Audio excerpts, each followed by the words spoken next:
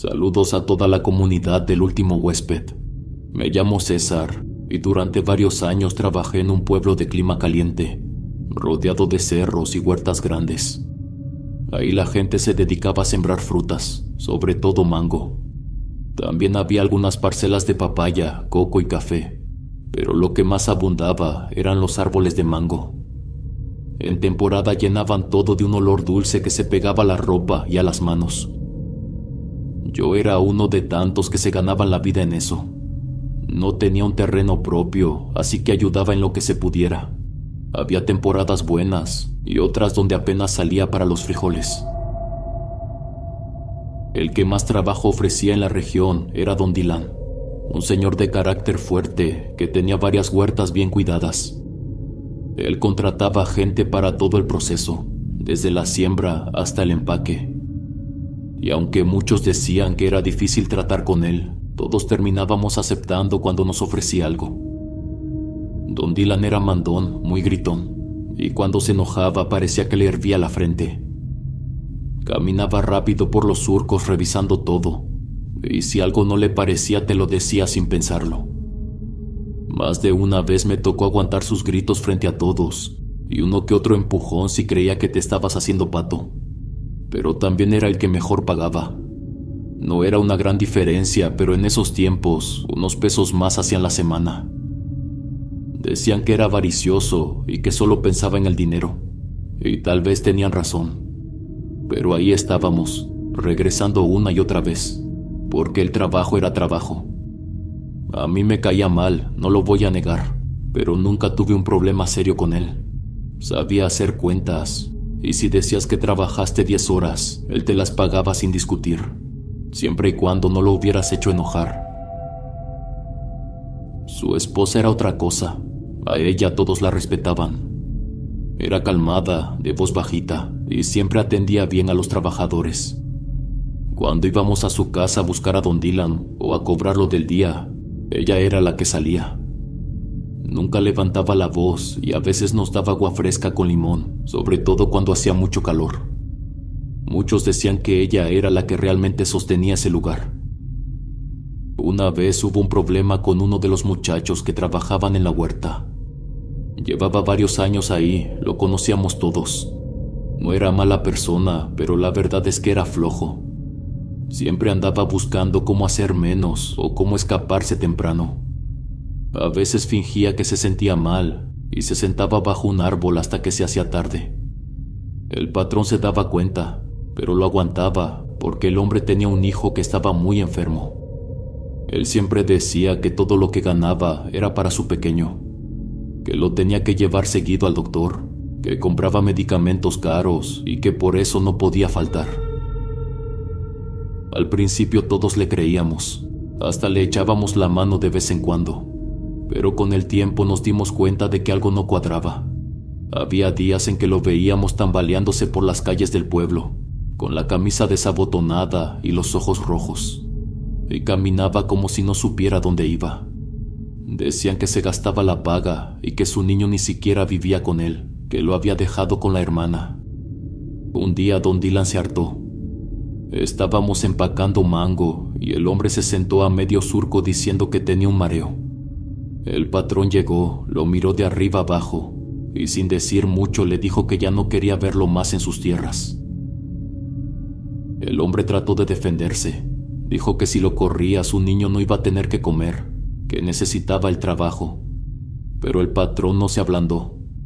Le dijo que era un sinvergüenza por usar a su familia como excusa para sacar dinero fácil. Ese día lo corrió frente a todos y nadie dijo nada. Yo me quedé callado. Sentí feo porque aunque el patrón tenía razón, también pensé en el niño, si era cierto que estaba enfermo. Pero con el tiempo supe que no, que todo era parte del cuento. El hombre siguió igual, deambulando por el pueblo como si no tuviera rumbo. Nunca más volvió a trabajar con nosotros. A veces pasaba cerca de la huerta y ni volteaba a vernos. Durante los años que trabajé en esa huerta, escuché varias historias de cosas raras que pasaban ahí. No era algo que se comentara con todos, pero entre los que ya llevábamos tiempo sí se hablaba. Decían que a veces por las tardes, cuando ya estaba cayendo el sol y quedaban pocos en los surcos, se podía ver a lo lejos una mujer de blanco que caminaba despacio por los árboles. No se le veían los pies, solo su figura deslizándose por el terreno. Y aunque estaba lejos, era fácil distinguir su movimiento. Algunos pensaban que era una broma o alguien del pueblo, pero los que se quedaban hasta más tarde bajando mango juraban que no era una persona común. Una vez escuché a uno de los muchachos decir que cuando se fueron todos y solo quedaron él y otro compañero, se escuchó clarito el grito de una mujer. Pero no era un grito normal, era un lamento fuerte, como si saliera de alguien con la garganta destrozada. Lo describieron como una voz rasposa que dolía con solo oírla. Muchos decían que era la Llorona, como si usar ese nombre sirviera para calmar el miedo. Pero lo que daba más escalofrío era que no era solo uno el que lo escuchaba. En ocasiones era un grupo de 4 o 5 trabajadores y todos la oían al mismo tiempo. Eso era lo que lo hacía más aterrador, porque no era una historia individual, era algo que compartían varios. Y siempre coincidían en lo mismo, en que se sentía una incomodidad rara. No pasaba seguido. Fueron pocas veces, pero suficientes para que nos diera desconfianza quedarnos solos ahí al anochecer. Uno se hacía el valiente, pero todos evitábamos esos últimos turnos, aunque a veces la necesidad nos ganaba. Y todo eso fue antes de que pasara lo peor, porque la verdad es que las cosas se pusieron mucho más oscuras después de que el patrón falleció. El patrón simplemente empezó a enfermar. No fue de un día para otro, pero sí fue notorio. Primero se le oía la tos, seca y profunda, mientras daba indicaciones entre los árboles. Tosía mucho, pero él decía que era por el polvo o por la brisa. Luego empezó a adelgazar. Poco a poco se le fue marcando más la cara, los pómulos hundidos, los ojos más apagados. Su voz ya no tenía el mismo peso, ya no se le sentía esa autoridad que imponía antes. Después empezó a ausentarse. Ya no pasaba tan seguido a revisar cómo íbamos y se metía en los surcos a apurarnos. A veces solo lo veíamos de lejos, parado en la entrada de la huerta, recargado en su camioneta. Con el tiempo ni eso. Empezó a mandar a uno de sus hijos, el mayor, que ya lo había acompañado antes. Era un muchacho de unos 20 años, alto y serio, pero sin la misma energía de su padre. Al principio todos le hacíamos caso por respeto, por costumbre más que nada. Pero conforme pasaron las semanas se notaba que no sabía mucho. No revisaba bien, no calculaba los tiempos. Y aunque intentaba hacerse el estricto, era fácil verle la cara. Nadie se lo decía directo, pero se notaba. El muchacho no tenía el peso del patrón. En 2 meses don Dylan ya estaba muy mal. Un día después de la jornada, un grupo fuimos a visitarlo a su casa. No íbamos por compromiso, sino porque a pesar de todo el patrón siempre nos había dado trabajo. Yo fui con otros 2. Llegamos en la tarde y su esposa nos abrió la puerta. Nos agradeció con una sonrisa triste, de esas que apenas se sostienen. Nos dejó pasar al cuarto. Ahí estaba él, recostado en una hamaca. Estaba irreconocible. Flaco, muy pálido, con los labios resecos. La mirada se le iba de un lado a otro como si no entendiera del todo dónde estaba. No hablaba mucho, apenas nos saludó y luego se quedó callado. La esposa nos dijo que habían ido con varios doctores, que le hicieron estudios y nada, ningún medicamento le ayudó. Que cada semana se ponía peor, que a veces despertaba gritando y que otras no decía ni una palabra en todo el día. Dijo también que agradecía mucho que fuéramos a verlo, que también le daba gusto cuando las esposas de los trabajadores iban a visitarla. Estaba agotada, se le notaba en los ojos, pero aún así trataba de mantenerse firme, como si esperara un milagro. Una de las últimas cosas que pidió el patrón fue que no lo enterraran ni en su casa ni en el cementerio del pueblo. Dijo que quería quedarse en su huerta, entre los árboles de mango que tanto cuidó. Y así se hizo. El día que falleció lo llevaron hasta casi el final del terreno, donde el aire olía más a tierra que a fruta. Ahí lo enterraron, bajo la sombra de los árboles más viejos, con ayuda de unos trabajadores cercanos a la familia. Le pusieron una lápida sencilla y encima le construyeron una especie de casita, chiquita pero bien hecha, con una mesa de cemento y unas sillas. Parecía un lugar pensado para que su esposa fuera a visitarlo o tal vez sus hijos. Estaba limpio y en orden, pero aún así el lugar se sentía triste. Desde que lo enterraron, todo empezó a cambiar. Lo que el patrón había levantado con años de trabajo se fue apagando poco a poco. Su hijo seguía al frente, pero era claro que no sabía mucho. No entendía bien los tiempos de la cosecha, los tratos con los compradores, ni cómo mantener a los trabajadores al ritmo que se necesitaba. Ya no se sentía presión, pero tampoco se sentía orden. Cuando llegó la siguiente temporada de mango se notó todavía más. Cada vez contrataban a menos gente, decían que no había tanto presupuesto. Y cuando por fin cortábamos, la producción era menor. A veces los mangos estaban picados o se maduraban antes de tiempo por falta de supervisión. Todo se hacía con menos ganas. Y uno lo notaba, porque antes hasta los surcos se veían distintos, como si el lugar también extrañara al patrón. Una tarde mientras comíamos, mi mujer me dijo algo que se me quedó dando vueltas. Me comentó que tal vez alguien de los trabajadores le había dado veneno al patrón, o que algún envidioso le hizo brujería. Porque aunque era buena persona, también es cierto que su carácter lo metía en problemas. Por cómo trataba a la gente se echó a varios encima. Y como en el pueblo la envidia se esparce fácil, y eso de la brujería no era raro, no sonaba tan descabellado. Ella me lo dijo en voz baja, como si no quisiera que los niños la oyeran. Me dijo que tal vez no fue una enfermedad normal, que eso de que se secara tan rápido no era natural. El patrón era fuerte, tenía buena condición, caminaba todos los días. Nunca lo vimos quejarse de nada, y de pronto se empezó a caer, así, sin aviso. Según algunos que estaban cerca de su esposa, ella también notó que algo no andaba bien. Decía que los últimos días su marido estaba extraño, distante, como oído, que a veces hablaba y se quedaba a la mitad de la frase, como si olvidara lo que estaba diciendo. Ya no comía, cualquier cosa que probaba le daba náuseas. Muchas veces intentaba vomitar, aunque no tuviera nada en el estómago. Se decía incluso que se le empezaron a caer los dientes solos, sin explicación. Que una vez se le soltó uno mientras dormía y que casi se ahoga con él. La esposa contó que tuvo que meterle los dedos a la boca para sacárselo. Era algo que nadie entendía, y cada quien empezó a sacar su propia teoría. Que si fue un castigo de Dios, que si fue brujería, que si fue un socio envidioso que lo quería ver abajo. La verdad es que no se sabía. Pero como se dice en el pueblo, cuando hay muchas versiones es porque algo raro pasó. Y mientras más lo pensaba, más me convencía de que la partida del patrón no fue natural. Después de que el patrón falleció, la huerta ya no era la misma. No solo por cómo se sentía el ambiente, sino porque la gente empezó a aprovecharse. Antes nadie se atrevía a cruzar la cerca sin permiso. El patrón imponía. Y aunque no estuviera presente todo el día, con solo saber que era su terreno bastaba para que nadie se metiera.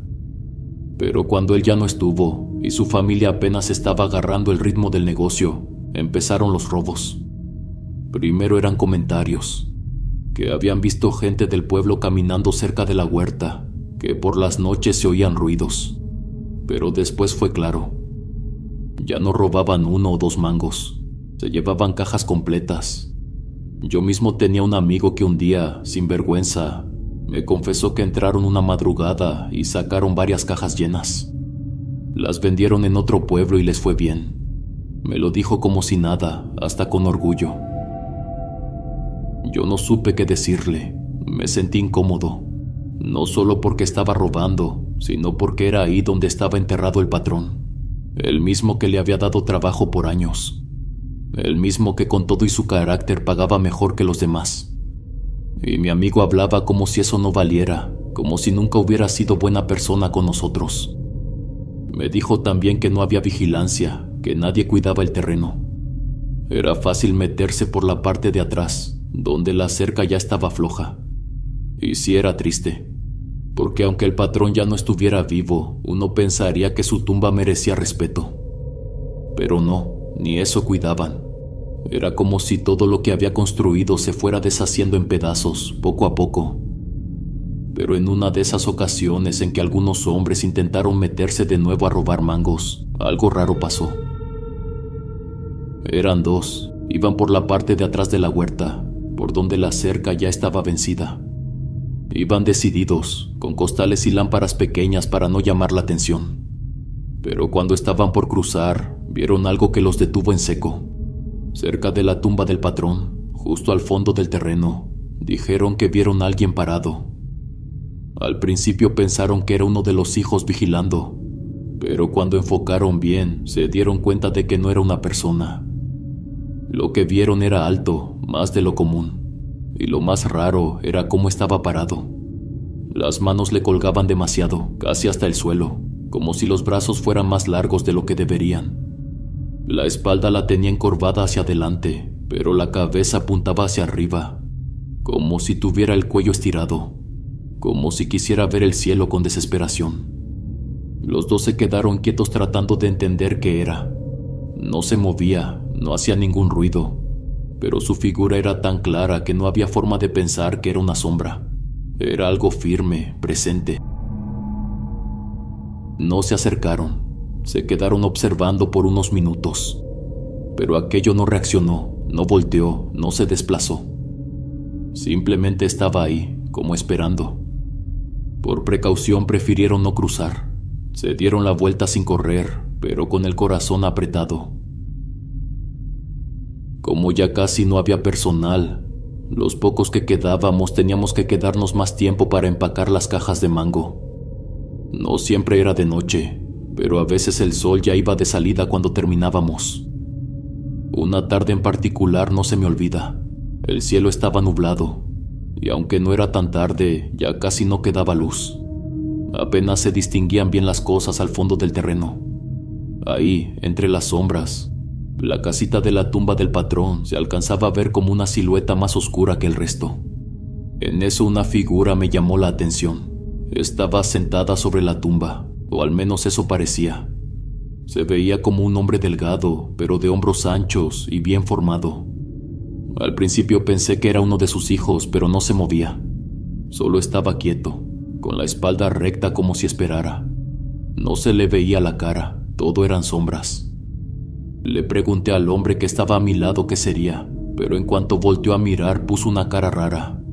No me dijo nada, solo se apresuró a acomodar las cajas y subirlas a la camioneta.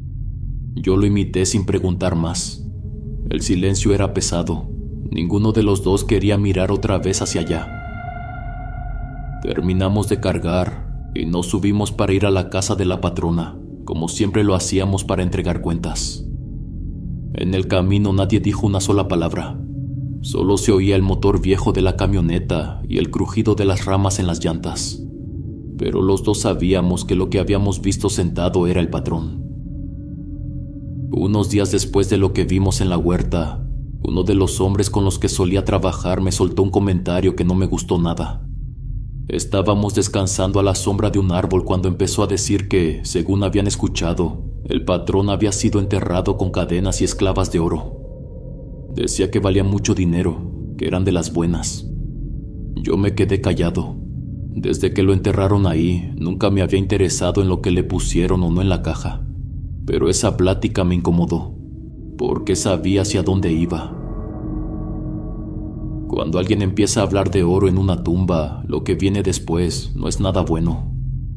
No le dije nada, pero por dentro pensé que no sería raro que alguien intentara abrirla, aunque en ese momento todavía me parecía exagerado. Pero no pasó mucho tiempo para que ese pensamiento se hiciera realidad. En el pueblo empezó a correrse la voz de que la tumba del patrón había sido profanada. Alguien la había abierto por la noche y se había llevado todas las cosas de valor con las que lo enterraron. La esposa del difunto estaba hecha pedazos. No podía creerlo. Cayó enferma por varios días con fiebre y los ojos enrojecidos. Decía que no entendía cómo alguien de su propio pueblo pudo haber hecho eso, porque ahí los difuntos eran sagrados. Nadie se atrevía a tocar una tumba. Nunca se había sabido de algo así en esa comunidad. Ni siquiera los más jóvenes se atrevían a jugar en el panteón por respeto. El hijo mayor del patrón estaba igual de molesto. Convocó a todos los que aún trabajábamos ahí. Se paró frente a nosotros, con los puños apretados, casi gritando. Dijo que si sabía que alguno tenía algo que ver con el robo, nos iba a correr a todos. Que no iba a permitir que nadie pisara esa tierra si estaba manchada con traición. Su voz temblaba de coraje. Y aunque nadie dijo nada, todos bajamos la mirada. No porque fuéramos culpables, sino por vergüenza ajena, por lo que se había perdido.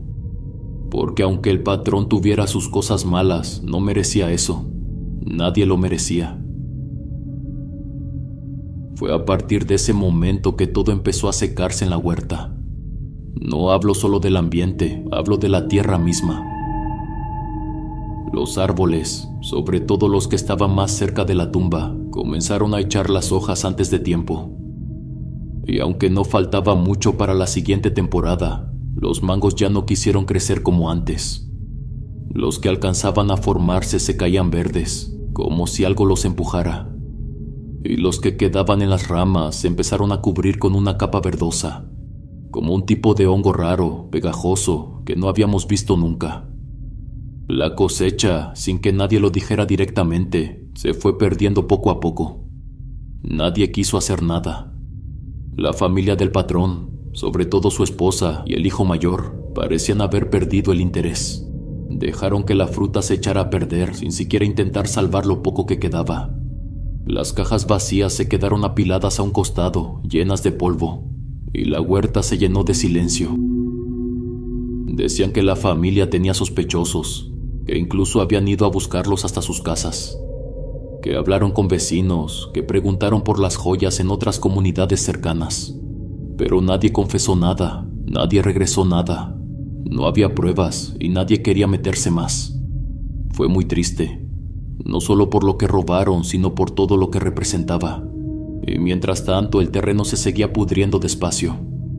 Desde la partida del patrón ya se decía que algo caminaba por la huerta. Al principio eran solo rumores entre nosotros, pero con el tiempo esas cosas empezaron a escucharse más allá.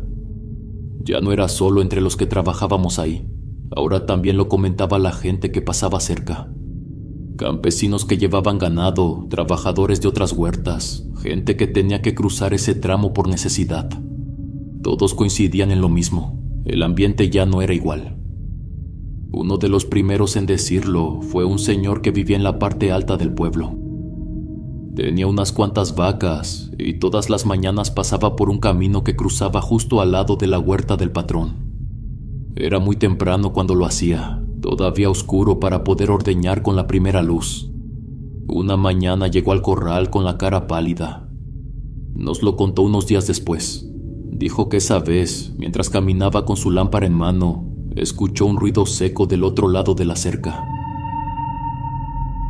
Pensó que era un perro, pero cuando volteó, vio una figura alta, como de hombre que venía caminando despacio. No era alguien del pueblo, lo supo desde el primer momento. Estaba derecho, con los brazos colgando largos a los lados, y lo más extraño era que parecía ir a su ritmo, como si supiera que lo estaban viendo. El campesino dijo que no corrió, pero apretó el paso. Cada tanto volteaba, y la figura seguía caminando, manteniéndose a su altura, pero del otro lado de la cerca. No lo seguía exactamente, pero sí parecía acompañarlo. Y lo peor fue la sensación. No era miedo como tal, era algo más pesado, como si el cuerpo se le hiciera más lento. Cuando llegó a su corral se sentó largo rato sin decir palabra. No quiso regresar por ese camino en varios días. Otra historia la contó un pescador, uno que también suele pasar por ahí en las madrugadas. Dijo que una vez, justo antes del amanecer, cuando iba rumbo al agua para tirar las redes, escuchó un lamento.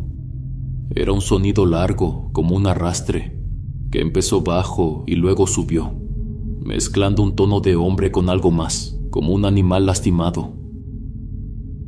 El pescador dijo que se detuvo en seco y que todo se quedó en silencio después del sonido. Ni los grillos, ni los sapos, nada. El monte entero se quedó callado. Nos contó que se quedó parado, sin saber si seguir o regresarse. Al final siguió su camino, pero dice que esa madrugada pescó casi sin hablar, con el estómago apretado, y que cuando volvió evitó pasar por ahí. Tuvo que rodear más por un camino de piedras, solo para no volver a pasar junto a la huerta. Lo que todos decían era lo mismo, que el aire ahí era distinto, que uno lo sentía en los hombros, en la nuca, en los ojos, como si todo pesara más. Algunos trataban de buscar la explicación lógica, que si era el abandono del lugar, que si uno se sugestionaba, pero cada quien tenía su historia, y ya no eran solo murmullos. En los pueblos, aunque la gente parezca callada, todo se sabe. Nadie puede ocultar algo por mucho tiempo, y menos cuando se trata de traición o dinero que llega de un día para otro. Y eso fue exactamente lo que pasó con las personas que habían robado las joyas del patrón. No se necesitó mucho para que la verdad saliera a flote sola. Uno de los que más se mencionaban era un trabajador viejo, de los que llevaban años en la huerta. Era alguien cercano al patrón, uno de los más leales, o al menos eso pensábamos. Siempre había sido reservado y trabajador, de los que no se metían en problemas, pero de pronto empezó a hacer cosas que no eran normales para alguien como él. Mejoró su casa, amplió unos cuartos, cambió la entrada. Decía que había ahorrado, que había vendido unos animales, pero era obvio que no. Nadie creía eso. Yo lo veía de lejos y no me atrevía a decir nada, pero por dentro sospechaba que él había sido uno de los que se metió a la tumba. Era fácil atar las cosas, y no era el único. También se hablaba de otros 2 extrabajadores que en su momento habían sido cercanos a la familia. Uno empezó a salir mucho, a invitar a sus amigos a tomar en el río, a comer fuera del pueblo. El otro, de plano, compró una motocicleta nueva, de esas ruidosas que se escuchan desde 3 calles antes. La gente del pueblo ya lo comentaba, no eran chismes malintencionados, era observación pura. Porque cuando alguien no tiene cómo justificar lo que compra, todos saben que algo raro hay. Y como decían que las joyas del patrón valían mucho, era fácil imaginar cómo las habían cambiado por dinero. Unos decían que las vendieron en otro estado, que alguien vino a comprarlas directo en efectivo. Otros que las mandaron por medio de un contacto en el norte. Nadie lo supo con certeza, pero lo que sí era seguro era que ya no las tenían, y que lo que habían hecho no tenía perdón. Mi esposa fue la que me dijo que las señoras del mercado estaban escandalizadas, que la mujer del patrón estaba furiosa más que triste, no solo por el robo, sino por saber que quienes lo hicieron eran gente que conoció, que recibió trabajo de su esposo. Y aunque esos hombres siguieran caminando por las calles como si nada, todos los veían distinto. No con miedo, sino con desprecio, porque robar es una cosa, pero saquear una tumba era algo que jamás se había visto en la historia de la comunidad.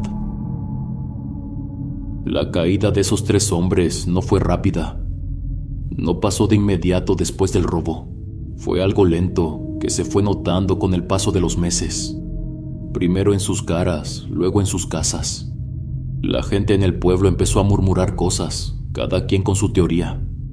Algunos decían que la viuda del patrón les había hecho brujería, que en secreto, detrás de esa cara calmada y de sus oraciones, había buscado a alguien que los castigara. Pero otros decían que eso no tenía sentido, porque la señora siempre fue muy cercana a la iglesia, ayudaba en las misas y acompañaba a los enfermos. Pero también estaban los que contaban otra cosa, que en vida el patrón sí se había metido en cosas raras, que él mismo hizo trato quién sabe con qué, para que su trabajo siempre saliera adelante. Sea como fuera, lo que le pasó a esos hombres quedó como historia en el pueblo.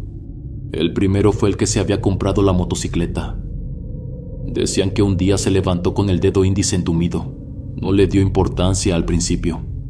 Pensó que era por cargar cosas pesadas o por dormir mal. pero a los pocos días se le entumió también el dedo medio. Después la mano completa. Cuando por fin fue al doctor del pueblo, le pusieron unas inyecciones y le dieron unas pastillas, pero nada parecía hacerle efecto. Al contrario, los dedos se le empezaron a ver secos, como si la piel se reventara y se le cayeran pedazos. Luego vinieron las manchas oscuras y más tarde el dolor. Dicen que se retorcía de coraje, que no podía ni agarrar una cuchara sin llorar. Algunos vecinos decían que lo escuchaban gritar por las noches, que sus alaridos se oían desde 2 calles antes de su casa. Una vecina comentó que una madrugada lo vio parado en el patio, con el brazo colgando. Dice que parecía que el hueso se le doblaba solo, que lo que antes era un muchacho orgulloso, ahora parecía una sombra, apenas sosteniéndose en pie. La gente decía muchas cosas, que era una enfermedad rara, que tal vez le había picado algo, que debía irse a un hospital de ciudad. A otro de esos hombres también le llegó su castigo, y fue de una forma que nadie esperaba. Un día se puso de acuerdo con unos amigos para hacer una carne asada, como solían hacer antes, en una zona que estaba cerca del río, justo pasando un costado de las huertas. Era un sitio tranquilo. Esa tarde, según contaron, estuvieron ahí tomando, platicando, sin hacer gran cosa. Pero cuando se empezó a hacer de noche, cada quien agarró su rumbo. Como el hombre vivía cerca, decidió regresarse solo en su bicicleta. No era tan tarde, pero ya no se veía bien el camino, y más en esa parte donde la vereda pasa justo entre las huertas. No hay luz y a los lados todo se ve igual, lleno de árboles bajos y alambres viejos. Dijo que iba pedaleando tranquilo, medio cansado, cuando de pronto sintió un empujón seco y con fuerza, como si alguien le hubiera pegado con todo el cuerpo por un costado. Salió de la bicicleta y cayó al suelo de golpe. Dijo que lo primero que sintió fue el raspón en los brazos y que el pantalón se le desgarró con la caída. Pero no fue solo eso. También cayó justo sobre un tramo de alambre que dividía la huerta. De esos alambres gruesos, con púas oxidadas que ya casi nadie arregla. Intentó ponerse de pie, pensando que quizás se había mareado por el calor. Pero fue entonces que sintió que algo lo empujaba de nuevo. Una fuerza que no vio, pero que jura que lo embistió directo contra el alambre. Las púas se le incrustaron en la piel de los brazos, en el costado, y el dolor fue tan fuerte que se le fue el aire. Trató de apartarse, de arrastrarse hacia atrás, pero dice que era como si algo lo tuviera aplastado contra el tronco que sostenía el alambre, como si una mano invisible lo empujara, queriendo dejarlo colgado ahí. El hombre gritaba, pero nadie lo oyó. Empezó a sentir que el alambre se le enterraba más profundo. La madera del poste crujía con cada movimiento, hasta que de repente sintió cómo se rompía. El tronco se venció por completo y cayó de lado. Fue eso lo que lo salvó. Dice que uno de los alambres rozó su cara y casi se le clava en el ojo. Pero no le tocó el globo. Solo le dejó una herida muy fea en la ceja, apenas a unos milímetros. Se levantó como pudo, lleno de tierra, con las manos raspadas y el cuerpo lleno de manchas.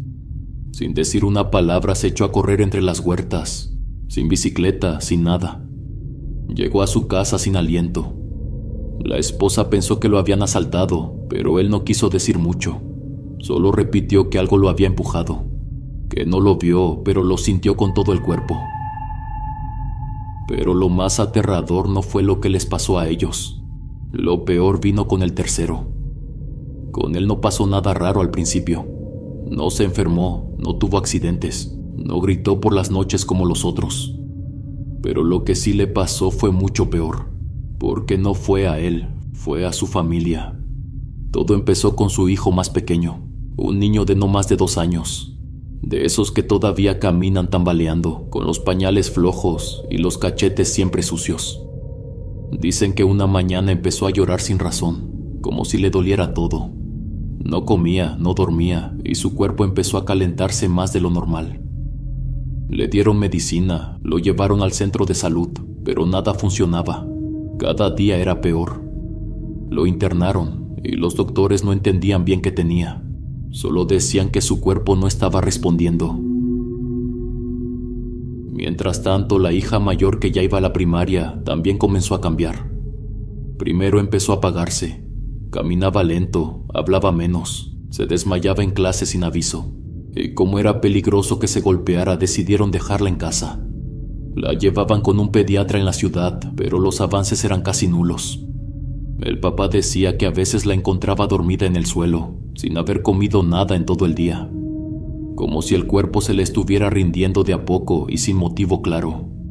Al niño lo entubaron. Estuvo 2 meses en terapia intensiva. 2 meses en los que la madre dormía en el hospital y el padre ya no salía a la calle. Nadie decía nada, pero todos en el pueblo sabíamos que eso no era normal, que una cosa era una enfermedad, pero otra era que 2 niños sanos empezaran a caer así. Era como si la casa entera estuviera mal, como si el castigo no hubiera sido directo, pero sí justo donde más dolía. Y entonces pasó lo inevitable. Una mañana la noticia corrió por todo el pueblo. El niño más pequeño no había aguantado. Su cuerpo simplemente se rindió. No hubo más respiración, solo un silencio que se quedó flotando entre las casas. La madre no podía ni hablar. El padre, ese mismo hombre que había sido parte del robo, no salió durante días. El entierro fue en el panteón del pueblo. No hubo misa grande ni palabras largas. Solo un par de rezos, la tierra cayendo suave y muchas miradas bajas. Nadie se atrevía a decirlo en voz alta, pero todos pensaban lo mismo. Eso no había sido normal. Con el tiempo, la gente del pueblo empezó a señalar con el dedo a la esposa del patrón. Ya no la veían con la misma cara de respeto que antes. Algunos empezaron a decir que era bruja, que tal vez ella misma había llamado algo para castigar a los que se metieron con la tumba de su marido. Otros decían que no, que todo era castigo divino, que lo que les pasó a esos 3 hombres fue justicia de Dios. Pero lo cierto es que nadie sabía bien qué pensar, porque lo que pasó fue muy extraño, muy difícil de explicar. La viuda nunca habló del tema, nunca dijo si sabía quiénes lo habían hecho ni si sospechaba. Tampoco reclamó, solo dejó de salir. Y después de un tiempo se fue del pueblo. Se fue con su hijo mayor, el mismo que había intentado mantener la huerta en pie. Decían que él quería empezar de nuevo en la ciudad, que allá tenía conocidos, que quería dejar todo eso atrás. Nadie les hizo despedida, pero tampoco nadie los maltrató. Eso sí, nunca dejaron de cuidar la tumba del patrón. Aunque no vivan aquí, siempre mandan dinero para que la mantengan limpia. Cada semana sin falta, alguien va y le cambia las flores. La señora que se encarga de eso cuenta que lo hace con respeto. Pero también dice que la vibra ahí sigue siendo pesada, que aunque han pasado años, cada vez que se acerca siente que el aire se le pone frío. Por eso nunca va sola, siempre lleva a su hijo adolescente, que se queda parado cerca mientras ella limpia y acomoda todo rápido. En ocasiones la señora dice que siente como si la miraran desde los árboles. Ya se acostumbró, dice, pero nunca se confía. Termina el trabajo, reza en voz baja y se va sin voltear. La huerta quedó abandonada. Nadie quiso volver a sembrar. Nadie quiso hacerse cargo. Las ramas secas se enredan entre sí. Los surcos están cubiertos de hojas podridas y los árboles apenas se mantienen de pie. Hay quienes dicen que por las noches, si uno pasa por el camino viejo, puede oír gritos cortos, no como un lamento, sino como si alguien te llamara. A veces también se ve una silueta moverse entre los troncos, alta, encorvada, con los brazos largos y el cuello extraño. Pero cuando volteas ya no está. Todos saben que hay algo que sigue paseando por esa tierra, algo que no descansa, algo que sigue cuidando lo que fue suyo. Continuamos con el siguiente relato. Hola huéspedes, me llamo Audelia y soy de un pueblo pequeño que está a unos 40 minutos de la sierra. Ahí vive mi mamá, ella hace quesos. Desde siempre se ha dedicado a eso, tiene sus vacas, su corral y su olla de cobre. Cada tercer día yo subo hasta su rancho para traerme los quesos que ella prepara. Yo me encargo de cortarlos, empacarlos y entregarlos a los que nos compran en el pueblo y en las comunidades cercanas. Todo lo hacemos entre nosotras dos. No hay intermediarios, solo familia. El camino desde mi casa hasta su rancho no es fácil. Es terracería pura. Y aunque mucha gente lo evita, a mí me gusta. Subo en cuatrimoto. Tardo como 1 hora, a veces menos si no llovió. Me llevo una caja de plástico grande amarrada con cuerdas atrás de la moto. A veces me acompaña uno de mis niños, el mayor, pero casi siempre voy sola porque mis hijos se quedan con su papá o con mi suegra.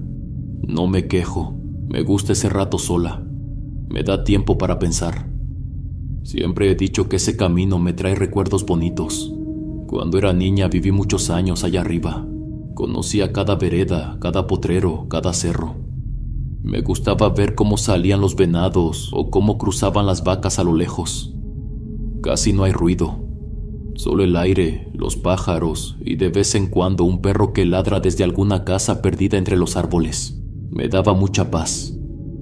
Pero hubo un tiempo en que no se podía andar así, ni yo ni nadie. La zona estaba muy fea. A veces se detenían a revisar quién iba en los vehículos. Nadie decía nada, nadie preguntaba nada. Uno pasaba y se encomendaba a Dios. Fueron años duros. Yo dejé de subir. Perdimos clientes, perdimos dinero. Pero no había otra opción. Lo primero era estar a salvo. Durante ese tiempo feo hubo varios fallecidos. A veces se sabía por las noticias del pueblo, pero otras solo se decía entre la gente. Que a fulano lo habían encontrado cerca de una curva, que a mengano lo hallaron más adelante, tirado en una brecha. En algunos tramos del camino pusieron cruces de madera, con veladoras que casi siempre estaban apagadas, porque allá arriba nadie pasa a prenderlas. Pero en otros lugares no había nada, solo se comentaba lo que había pasado, que ahí, justo en ese punto, alguien había fallecido. Y con el tiempo uno aprendía a recordar esos sitios, aunque no tuvieran marca. Poco a poco todo pareció calmarse. Ya no se veían camionetas con hombres armados y la gente empezó a confiar un poco más. Yo volví a subir a ver a mi mamá y otras personas también regresaron a sus ranchos. Pero no fue igual. Algo quedó en esos caminos, algo raro. Empezaron a contarse cosas. Los primeros en hablar fueron los rancheros. Los que se levantan antes del sol o que bajan tarde en sus camionetas. Decían que en ciertas curvas se veía algo. No siempre, pero cuando menos lo esperaban aparecía. Algunos contaban que habían visto un bulto en la orilla, como si fuera una persona agachada. Uno decía que hasta se le cruzó algo que parecía un niño. Lo vio de reojo y hasta frenó de golpe, pero cuando se bajó a ver ya no había nada. Otro juró que alguien se le subió en la caja de su camioneta. Escuchó como si algo cayera y golpeara el metal, pero no llevaba nada atrás. Se detuvo unos metros más adelante y bajó con la lámpara. No encontró ni un animal. Yo misma lo llegué a sentir. Había tramos en los que parecía que la moto ya no avanzaba igual, como si el camino se hiciera más largo o más pesado. Me costaba trabajo respirar. Una vez pensé que era el miedo, pero no era solo eso, era otra cosa. Como si el aire cambiara, como si me estuvieran viendo desde el monte. Nunca vi nada, pero sí lo sentí. Después empecé a llevarme un escapulario que me dio mi mamá. Me lo colgué en el cuello y cada vez que pasaba por esos tramos me lo apretaba con la mano. Yo no soy mucho de rezar, pero ahí sí lo hacía, en voz bajita, para no sentirme tan sola. Una tarde se me hizo tarde en el rancho de mis papás. Había estado lloviendo desde antes del mediodía y pensé que si esperaba un poco, tal vez aflojaba. Así fue, como a las 5 empezó a bajar la intensidad. Mis papás me dijeron que no me fuera, que mejor me quedara esa noche y bajara temprano al día siguiente, pero no quise. Mis niños tenían escuela y además al otro día tenía varios pedidos temprano en el mercado. No podía darme el lujo de quedarme. Así que amarré la caja de los quesos, me puse el impermeable y salí. El camino todavía tenía partes con lodo y se notaba el agua corriendo por las bajadas. Apenas si se podía ver más allá de la luz de la cuatrimoto. Todo lo demás era sombra. Solo cuando pasaba por algún pueblito se alcanzaban a ver algunas lámparas prendidas. El monte mojado olía fuerte, a tierra, a hojas, a humedad. Yo iba concentrada agarrando bien el manubrio y con cuidado en las curvas, porque ya conocía los tramos resbalosos. Hasta que en una curva, casi al llegar a un borde, vi algo. Era una sombra larga que salía desde un lado del camino. No se movía. Estaba parada justo frente a donde pasaba la luz, pero era tan oscura que parecía que sobresalía antes de que la lámpara la tocara. Cuando por fin la luz la alcanzó, solo pude ver la parte de abajo. No tenía forma clara, pero no era animal. Era como si tuviera una base o patas, no sé cómo explicarlo. Me puse nerviosa. Pensé que tal vez era uno de los chicos malos que me estaba esperando, pero no vi ninguna otra señal. No escuché nada. Solo seguí, con el corazón latiendo fuerte. No quise voltear, no quise detenerme. Solo apreté un poco más el acelerador, pero sin perder el control. A los pocos minutos, cuando ya me sentía un poco más tranquila, vi otra sombra. Esta vez estaba al lado de un árbol grande. Es uno de esos que crecen torcidos, con ramas secas. Otra vez esa figura, pero no en medio del camino, sino pegada al tronco. Me quedé viendo y no vi un pozo que se había hecho por la lluvia. La cuatrimoto cayó de golpe y salió brincando. Por poco pierdo el equilibrio. Me fui hacia un lado, pero logré controlar. Me temblaban las manos. No quería llorar, pero lo sentía en la garganta. Me decía a mí misma que solo era el cansancio, que tal vez era un tronco o una sombra mal formada por las ramas. Más adelante, cuando ya pensaba que lo peor había pasado, sentí algo que no tiene explicación.